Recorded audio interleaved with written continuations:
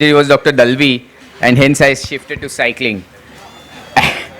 And I'm here to try and inspire you, all of you out there who are 40, who are unfit, who feel that they're too unhealthy to run, too weak to gym, too shy to do Zumba with chicks in bikinis, and too solo to play a sport. I think that defines the bulk of the crowd over here.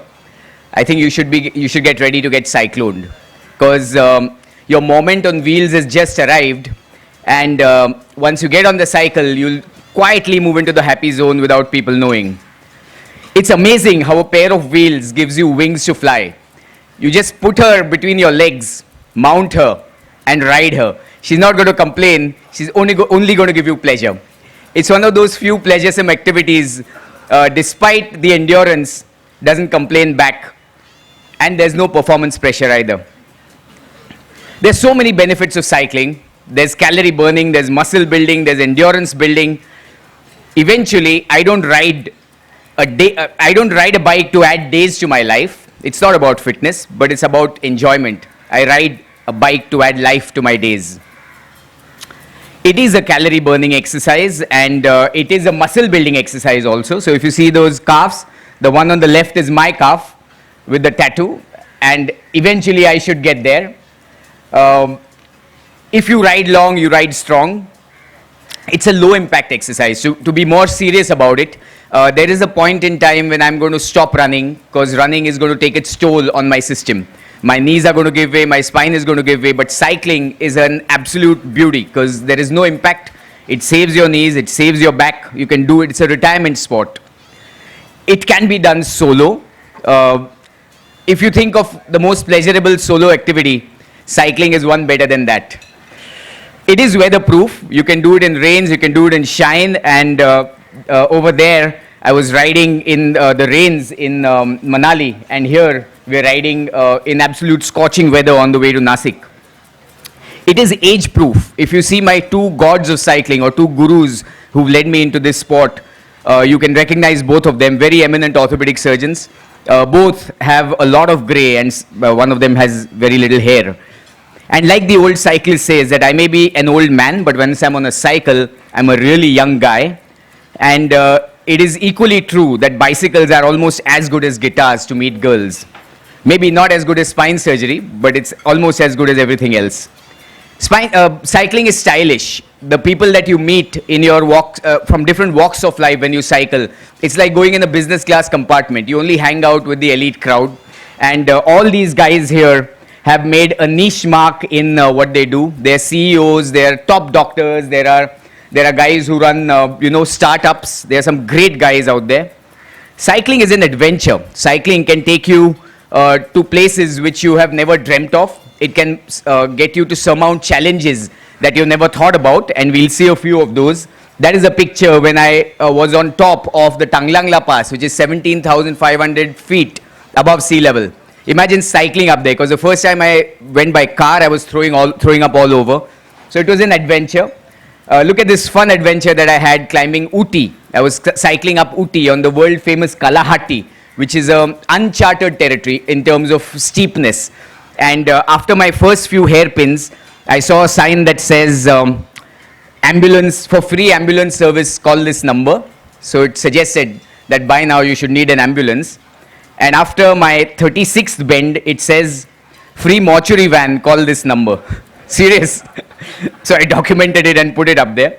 Anyway, cycling gives you a sense of freedom, because you can race against all sorts of creatures, trains, cars. That's the cycling along the Adriatic. You feel completely free.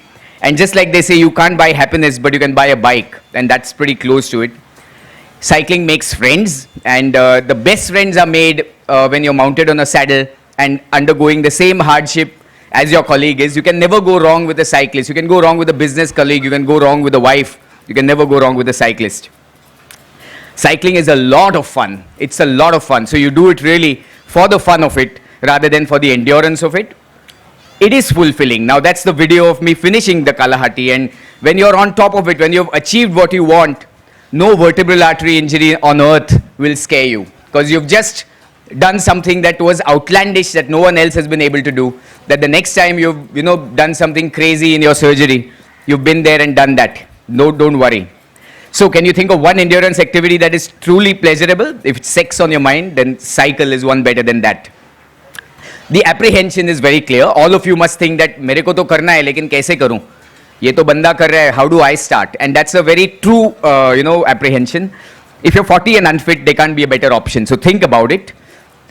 The formula is very simple. Get yourself a bike and a reasonable MTB, which is a multi-terrain bike, bought off the rack. It should be in the range of 20 to 30,000 rupees. That will give you the right gear to cycle with pleasure. If you're riding the regular, the locally made ones which are in the 9,000 range, you will feel the khatara hurt your butts very, very soon. You get a helmet because you can't ride without a helmet. That's basic rule. No sex without condom, no ride without helmet. Get a friend, get a person who knows how to ride, who's been there, so you're not caught like a fish out of water. Pick an empty road, not so hard, Worldly Sea Face, Marine Drive, Powai, I hardly saw any people. Choose a traffic-free time and get cycling. Typically, we like to rely on people like Fit to Bike who help you fit yourself on the bike. The first 4 rides will be butt clenching, if I may.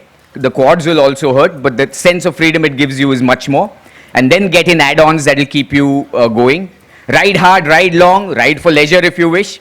Ride to escape the demons in your head. Once the adrenaline is out, the endorphins are out, your heart rate is high, and you can beat any stress, whether it's domestic stress, girlfriend stress, surgery stress, resident stress, loans, everything gets beaten by the cycle.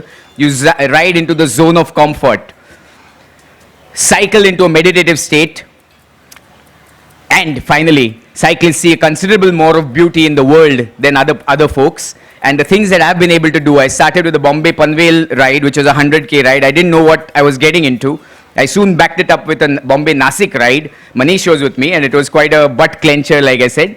But after that, things just went upwards, and we did the 1,000-kilometer tour of Nilgiri, which is a very, very elite ride. And of the 800 applicants, only 80 get selected. Only 30 of us finished. 2 of us were BOS members. And it gave us a lot of fame and a lot of footprint on the social media, as you can see. Then we rode Manali to Leh, something that I was even worried about driving up. We cycled from Manali to Leh over 9 days, and you can see the terrain and the kind of places that we were staying. And to take the rough with the smooth, that's the road that you cycle when you're going up Leh. I don't know if it turns out clear, but it's dusty, rocky, cold, and crazy. And on the other hand, you're cycling on the Swiss Geneva Lake, which is an absolute beauty. You make smaller groups like the Ninja Turtles, a bunch of spine surgeons, and take easier rides, ride along the lakes, ride in Europe every year, but eventually ride also for purpose. And this was a Delhi-Bombay non-stop ride that we did, 1,500 kilometers over 62 hours, and we raised 2 crores for charity for Tata Cancer Hospital. And then we rode around Iceland, which is the best way to see Iceland, on cycle. Get yourself on the bike and ride around Iceland. Again, this was a non-stop ride. So I'll end by saying, just get on the saddle because you don't know where your next ride is going to take you. Thank you.